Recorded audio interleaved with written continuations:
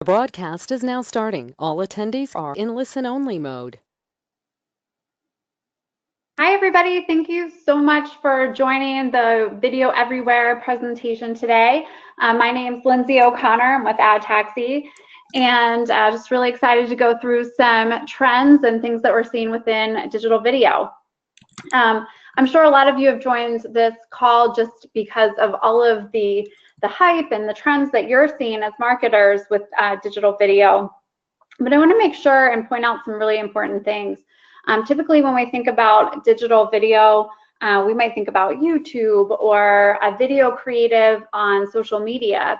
But it's really important, too, to think about the trends of cord cutters, cord nevers, and the diminishing returns that we're really seeing from TV, and how important it is to kind of shift our mindset and shift our dollars to consider video as a part of our digital strategy. And so I'm going to go through some really cool trends on why video now. Also going to dive into the different video solutions that are out there and the platform capabilities that exist. And then finally, how that really fits into an overall omni-channel strategy. So why digital video now? You know, when we think about video and we just think about psychology as a whole, when you combined sight, sound, and motion, you're able to elicit emotion. And when you're able to elicit emotion from an audience or whoever it is that you're trying to reach, typically your message and what you're trying to convey resonates so much more.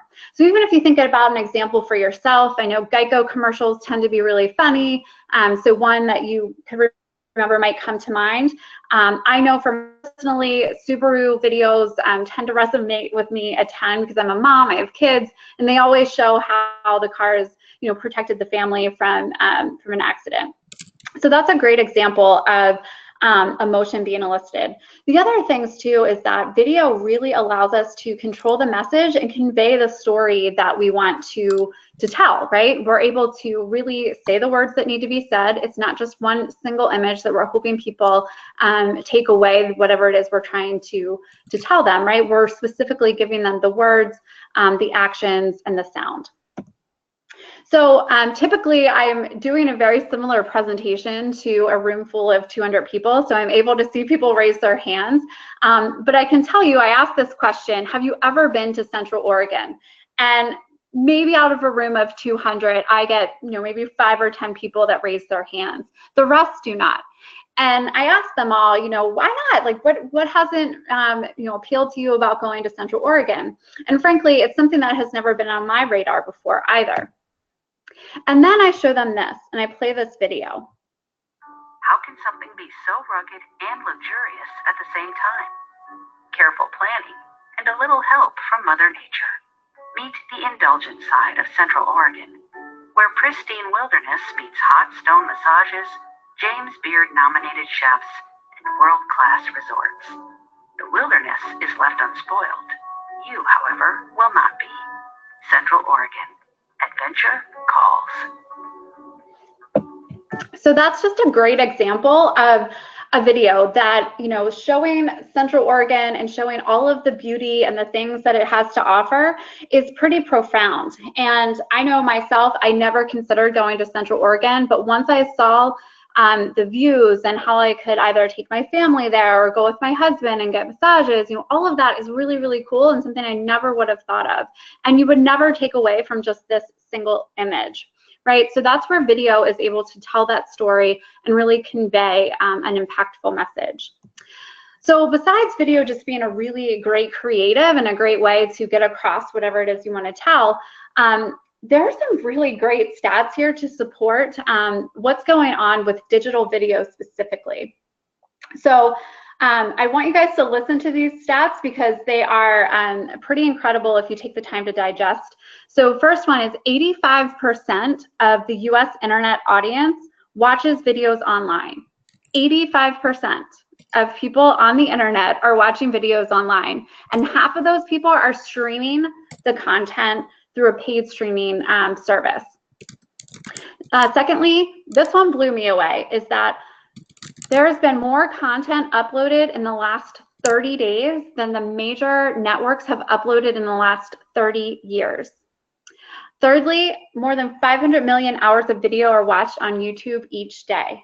That one I honestly took a question on and I didn't frankly believe, but I did spend a weekend with my 13-year-old nephew and kind of solidified the deal. I do understand it now. And then lastly, marketers who use video tend to grow video or revenue faster than those who didn't. So again, all these stats are really, I think, pretty telling and incredible in some ways. But the bottom line, what the message here is that there are more people engaging and watching video online than ever before. And for us as marketers, there are more opportunities to reach those people. And typically when you do reach those people utilizing video in some capacity, it's going to help your bottom line revenue grow. So with all of those really great stats in mind, you would think that us as marketers probably would have jumped on the bandwagon a little bit faster, but what we found through some studies is that the time spent with digital video, the ad dollars being spent against it is not adding up. So although the time spent is increasing significantly, where we're shifting our budget and our dollars has not. And just to kind of get an idea too of where people are consuming this video, and I don't mean on which specific channels or shows or anything along those lines, but what devices are people using? And first and foremost, they're streaming more times than not on their desktop. Secondly, on smartphone. Third, connected TV, and lastly, tablet. A couple of things to point out. Tablets came out way before connected TV did, and connected TV has already surpassed users watching video on one of these devices. The other thing to point out is that although there is some variance in the percentages here, I think they're not too far off from each other. So when we think about a strategy and where we're going to place our dollars, a lot of times we tend to think, oh, we need to put it just in one platform versus another. And this just kind of shows that it's really important to make sure your dollars are spread across all of these devices. So that way you're capturing people wherever they are. Some interesting trends too. Shorter video ads are in demand, right? This is what people want to see. They like to consume video content and video messaging, but they don't want to sit for 2 hours or 2 minutes or anything along those lines, right? Typically, a very small, short window to get your message across is key. Mobile viewing is also important. This goes back to my importance of being able to use multiple devices. So I don't mean mobile as your smartphone, I mean mobile as in on the go. So I'm a business person that travels quite a bit. So I like to be able to watch what I want, when I want, wherever I want. I don't have to be sitting on my couch at 8 o'clock at night on a Tuesday. I want to be able to watch this in the airport while I'm waiting for my flight to take off. So that's what I mean by on the go. Deeper personalization. This to me is probably what is the most exciting, besides being able to measure and really track how these video ads are performing. But the personalization part is key. Us as consumers, not marketers, but we really enjoy that personalization when a brand or somebody that we like or follow is able to really tailor the messaging specifically to us. So personalization is key. And I just want to give you guys an example of this. So Gary Vaynerchuk, who is my absolute favorite, so if no one is familiar with him on this webinar, I highly encourage that you check him out. But he is a digital guru as well as just a fabulous business person. And he has recently come out with a shoe, and it reflects his theory of what's called clouds and dirt, which basically means he likes to think pie in the sky, think big, but work hard to be granular in the dirt, working hard to achieve those dreams and goals. So I bring this up because since I am such a big fan, I follow him on every social media platform that exists. He recently targeted me with an ad on Facebook. And the ad was for this shoe that he made with K-Swiss. And the ad was a video of a woman who, see her at work all day, working hard, grinding away at a computer. She gets in the door, you can tell she's tired, she's making dinner, doing all the things that we have to do as just humans to stay alive. And you see her look at the couch to the left, and then to the right, she looks at her ballet slippers. And in her, you see her little thought bubble, her dream of being a ballerina and dancing on stage in New York City. And she goes over to her ballet slippers and, you know, practices till midnight. You see her do the same thing the next day, and so on and so on. And basically, he's just illustrating the point of, you know, working hard to achieve your goals. However, my point is, he knows that I'm a big fan, so he's targeting me for those reasons. But he also obviously knows that I'm a female, so he's showing me a female ad. Guarantee he has a male ad showing to the men, right? So that it really resonates with the man versus a female ballerina. They might show a man coming home from work and doing, you know, maybe it's basketball or something along those lines, right? So that's what I mean by deeper personalization, is that you're really able to tailor even the video creative and your messaging towards the audience. So some different solutions that are out there from a video perspective. And I also just want to be clear, sorry, while I'm talking about this, is that video is not a platform, it's a creative. So a lot of times we tend to kind of put it in its own bucket, but it's really a creative that can be used across different platforms. So the first one is probably the oldest kid on the block, which is RTV pre-roll. So pre-roll videos are, if I wanted to, you know, watch highlights from last night's game, I'm going to get a video shown to me before I can watch those highlights. That's a pre-roll video. And that's something that can be used programmatically, which means you can target based on the audience that you want to go after and really target that audience no matter what website they're on. So you can utilize that. The other thing that's really, really important here too is the use of view-through analytics. So what we know to be true about video, people are typically trying to engage with some sort of specific video content, and they're used to seeing ads, so they'll kind of let those go by, but they're not going to necessarily stray away from the video that they actually wanted to watch to go to your website. So they're not going to click on that ad.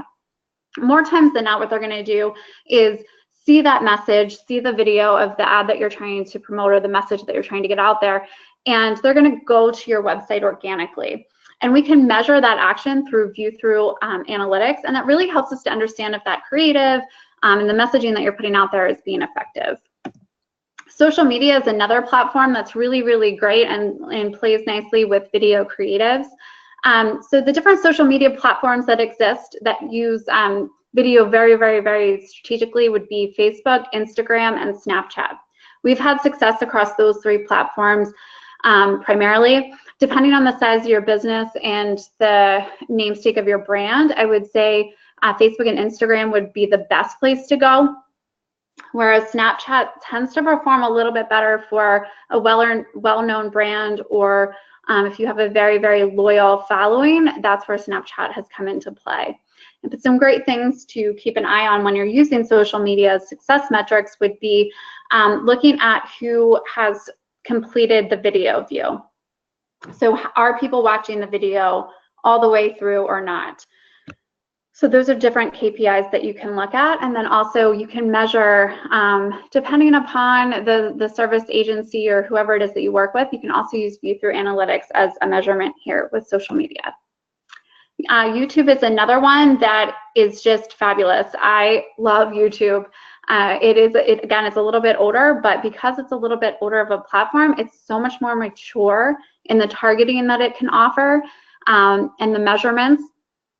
So from a targeting standpoint, you can get super granular. YouTube is owned by Google, so we can utilize all of Google's insights to target your YouTube videos. The prospecting point of it is very economical. It's super cost effective to utilize YouTube, much more so than some of the other capabilities that we spoke to. Then thirdly, what I think is really, really awesome is that YouTube being owned by Google, we can pull in the different strategies from an AdWords campaign and match it with your YouTube campaign. So for instance, if you were going to show a video on YouTube and then later on somebody goes to Google to search for the product that you just advertised to them on YouTube, we can ensure that we remarket those people within Google to drive them right directly to your site. And then lastly is the bumper ads. They're a little bit of a newer offering. You might have seen these before on your own if you've gone to YouTube, where you're watching a video on YouTube and then a little bit further into the content that you're watching, there's a pause and they have a 6-second ad that shows up.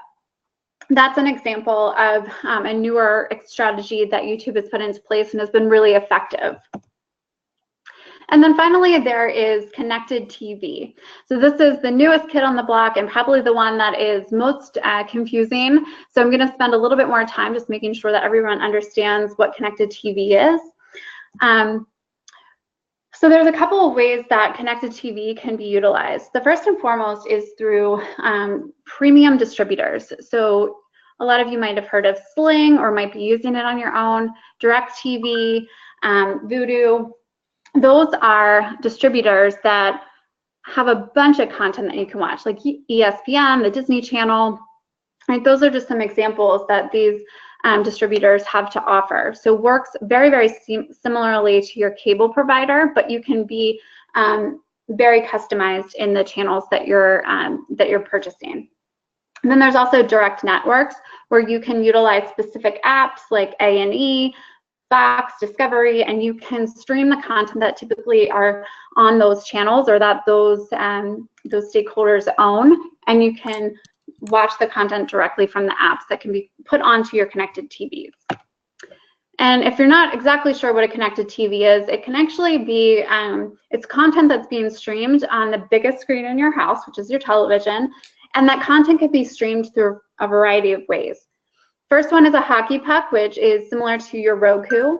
There's also the stick version, which is your Amazon, the Fire Stick. Smart TV. Most TVs that exist now are smart, so they just are Wi-Fi enabled. You can stream content. They have apps that can already be downloaded and easily accessible right from the television. You don't need the Roku or Fire Stick. And then finally, consoles. Xbox, PlayStation, the Wii, those are all great devices that can allow you to stream content and download apps onto your television. What's really, really great about this is that people love their TVs, right? It is the biggest screen of the house. You're able to, especially if you're going to watch a football game, you can get a lot of people around to be able to watch this all together. But what I think is great is that you have the television's impact and you have that huge presence, but you get to use digital's precision. So for example, retargeting is a really important strategy into staying in front of your consumers and staying in front of people who might be kind of further in their buying journey with you. And you can utilize that on the biggest screen in your house. The other piece is the targeting. So if we think about if we were in a neighborhood and you all on the webinar are one big happy family and I am another family just living right across the street from each other. Let's say we're both watching the same football game, streaming it through Sling, and it's on at the same time. We're both watching it, right? And we're right across the street from each other. However, when it goes to commercial break, I get targeted with a Disney Family 4-pack special because most recently I've been looking for Disney vacations to surprise my kids with. You, on the other hand, are one of those neighbors that just has their lawn perfectly manicured, your garden is always beautiful, everything just looks picturesque all the time at your house. And because you're such a good go-getter with your outdoorsiness, Home Depot is serving you an ad. So that's what I mean about targeting. We can really, really get granular and be targeted in the interest on the biggest screen in the house and be very different, even if you're just right across the street from each other. So that's what applying digital's precision really brings to the table here with connected TV. Another thing to think about that's really important with this is the decline in cable subscriptions. So since 2010, 5 million people have dropped their cable subscriptions. And it's projected in 2020 for almost 11 million more to do the same. Some different trends that we've seen. If you're 50 and older, they're not as quick from an age group to move over to the streaming services, whereas the Gen X, millennials, the Gen Zs, they all are either not even starting with cable or just completely shifting those gears. So we're continuing time over time to lose those traditional TV viewers, the traditional cable subscribers, And the way to reach these people are through these streaming contents that we were just talking about. And some of the reasons for this is just saving money. And it's called skinny bundling. So DirecTV, Sling, Hulu, YouTube, PlayStation, they all have their own networks of content that they can provide. And you can purchase basically like a similar cable subscription. So instead of paying $200 a month, you can pay $40 a month to watch the very specific channels that you're going to typically engage with. And this is an example of, I was over at my brother's house and I took this picture because we're watching the football game, and we're Ravens fans here. I don't know if anybody else is on the call, but I'm watching the Ravens game, and all of a sudden it goes to a commercial break, and lo and behold, nothing shows up. And my brother's asking me, like, what is going on here? Why aren't they showing any commercials? It's crazy. And I tried to tell him he's just not desirable, which I've been trying to tell him for years. But frankly, what it is that us as marketers are not taking advantage of this opportunity. I told you much early on that the spend is not proportionate. And this is a great example of the spend. We're not shifting our dollars towards people like my brother or myself who are watching this content and streaming it right through their devices. Some other stats that I think are important to keep in mind is the cost has gone down significantly. And the cost, what I mean from reaching these consumers, so being able to target them through multiple channels, YouTube being one of them, some of these streaming services, the cost there has decreased. Also, the video production has decreased. I know we have a really affordable service available to us that allows us to create videos that can be repurposed across all of the channels I just described. But there's numerous ways. There's all of these other options. I mean, I have advertisers using their smartphones to create really robust videos and ones that make an impact across all of these devices. So that alone is making the cost go down. Also, when you apply the targeting capabilities that are in play, you get to really weed out the waste. So instead of just, putting your message out to everyone and hoping that the right audience is watching because they're on HGTV and we're going to assume that it's women watching it, instead what we can say is, I know I want to go after women that are ages 25 and 55, and I want to show that my ad to them on any channel, any website that is going to be relevant to them. And then finally, it just works really, really nicely with your other marketing, which that alone has efficiency. When we have all of our things working nicely together and seamlessly, it just improves efficiencies across all the platforms. Now, I wanted to give you guys some really cool examples of, this is an example of an advertiser we ran. It was an auto dealer in Miami, and we ran a connected TV campaign for them. And I just wanted to show, just speaking of some of the insights and the reporting that is available. One, we can obviously show how many video impressions were served. So in this case, it was 112,000 impressions. 107 of those were completed video views, which is a 92% completion rate. We served all of that at a 3-cent average cost per completed video, which again, when we talk about the pricing, that's pretty significant.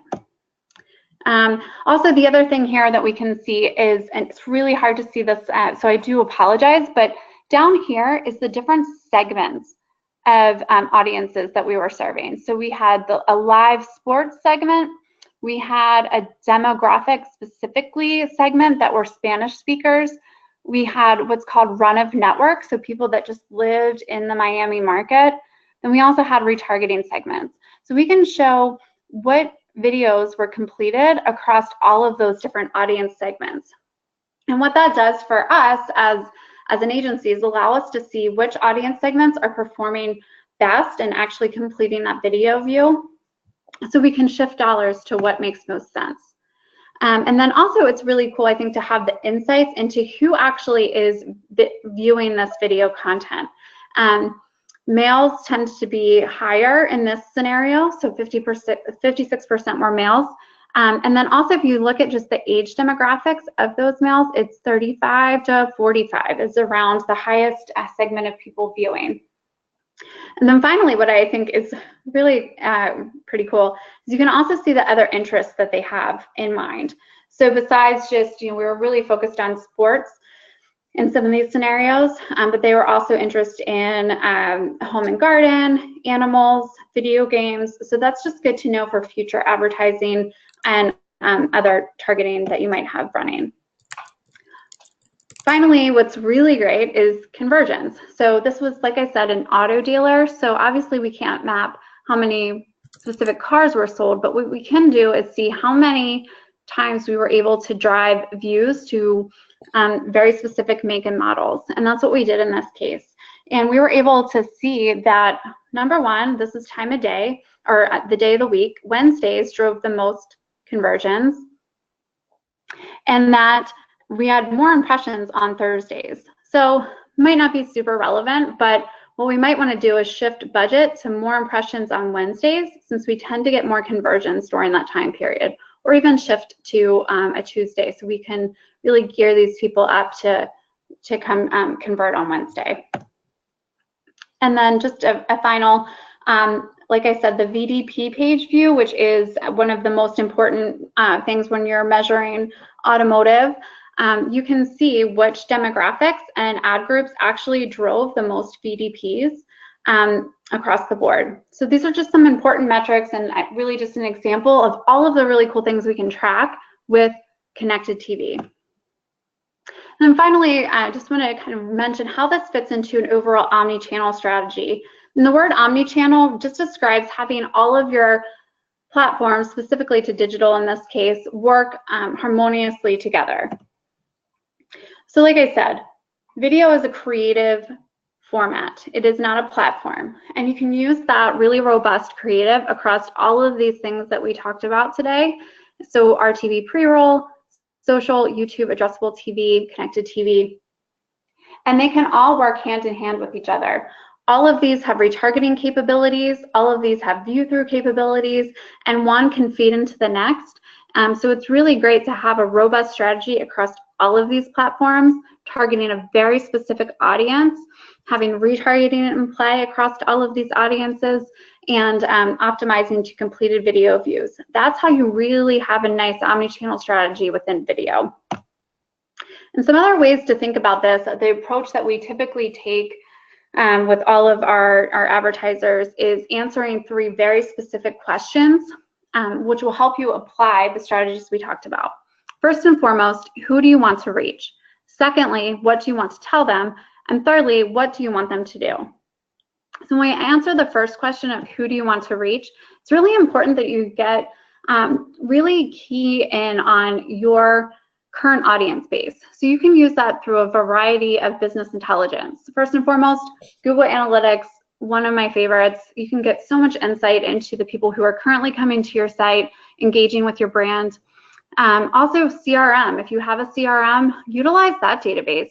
See who the most recent purchasers are, your most loyal purchasing base of people. Whatever that might be, you can use all of those insights to figure out who is your ideal audience.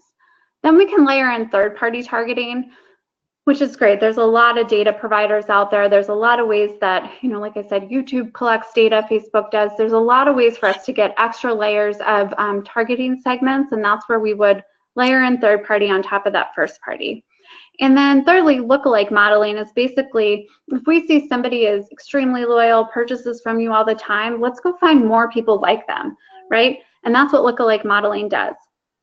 And then finally, retargeting is another really important segment to make sure that we're firing on. But you don't want to just retarget all site visitors. So you don't want to just put a retargeting pixel on your homepage and hope for the best.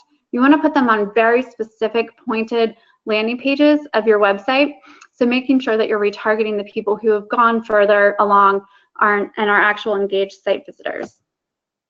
And then secondly, what do you want to tell them? What is the creative that you're going to put out there to try to entice these people to move further along in the sales cycle with your brand specifically? Just an insight in some of the blog posts that we found that polled people on what they prefer from a timeline standpoint for video creative. Most people voted that 1 to 15 seconds is what they prefer. Next was 16 to 30. Anything above that, you can see really fell off, right? There's a pretty big drop between 35 and 13%. So I just urge you, if you're thinking about what it is you want to tell people, try to keep it within that 1 to 30 second time frame. But what do you want to tell them? So really being key on the messaging and where people are in the sales cycle. So I described to you the video that Gary Vaynerchuk had served to me regarding his shoe. That was the first time that I saw that ad, the first time that I was really engaged with the new products that he launched. And so I was very much at this top of the funnel, the awareness. So it was the brand engagement video. He was catching my eye, really showing me what this shoe was and kind of the meaning and value behind it. Then the second one, he did send me a second ad after I had gone to the site and checked it out. And the second one was getting a little bit more granular on the product and what the shoe itself had to offer, the comfort level, the just the kind of the sole and the way that the leather is, all of those things. He got a little bit more granular in the specific product. And then as he retargeted me yet again, and I got a testimonial on somebody who had bought the shoe and was very excited to meet Gary Vaynerchuk himself. So that's just an example of how you can go after a very similar audience, but have different messaging depending on where they are in the buying cycle. And then finally, what do you want them to do? Do you want them to just watch the entire video, right? So if we go back to this shoe example, the awareness, it was important that I watched that entire video, right? That I saw the woman's journey. I could, she resonated with me, what she goes through every day. And, that elicited the emotion that needed me to then go to the website. So that's a really great, first and foremost, awareness stage. Then the consideration, you want to be so much more pointed. You want me to get further down the cycle and maybe even make that purchase. So you need to be strategic in the messaging and where you're driving those people from a landing page perspective. Also want to be kind of aware of the products that you're using. So when we're looking at connected TV and addressable TV, from an awareness standpoint, it's really good because a lot of people do not go to ads from their TV, right? They're just going to be much more branded, much more broad.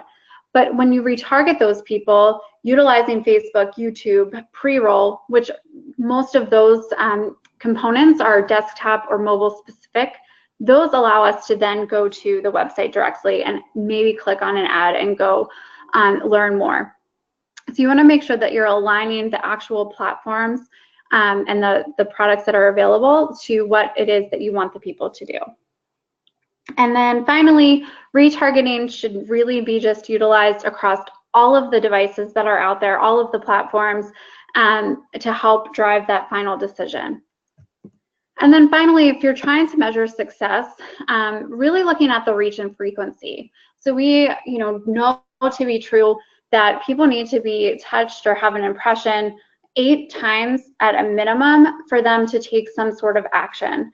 And like I said, we're all very busy creatures. We're very diverse in what we look at, where we are viewing content. So making sure that you're having an impression across multiple channels is really important. And you're doing that within a reasonable time frame. And some ways that you can also look at a success standpoint is engagement to your site.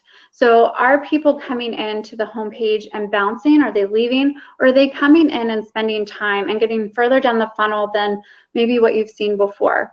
So again, I encourage you to go utilize Google Analytics, look at the behavior path, because you can really see how far people are moving along into your site and if you get an increase in engagement. And then finally, a lift. And that could be a lift in specific product pages. In the case of the automotive dealer, it was an increase in BDP pages. We knew we were driving more significant engaged traffic to their site. So that was a good lift. You know, depending on your goals, maybe it's form fills, a lift in form fills, or a lift in phone calls. You know, whatever the main goal is for you, just making sure that you're seeing an increase is going to be really important in measuring success. So that's all we have today, and I really, really thank you for joining the video and joining the webinar. We have, please visit adtaxi.com. We have a ton of white papers. We have a lot of case studies that can be shared. And also don't hesitate to reach out via our email address that's provided on the site, and we can follow up with any additional questions that you might have. So thank you all so much for joining today, and hope to talk to you again soon.